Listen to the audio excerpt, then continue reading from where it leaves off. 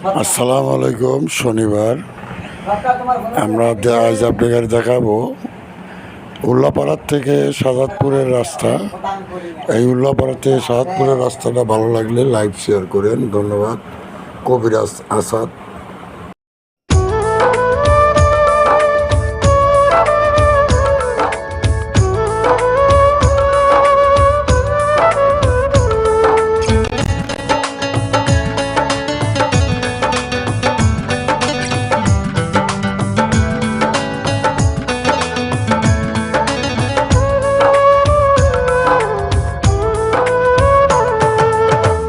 বুকেতে হাত রেখে বলো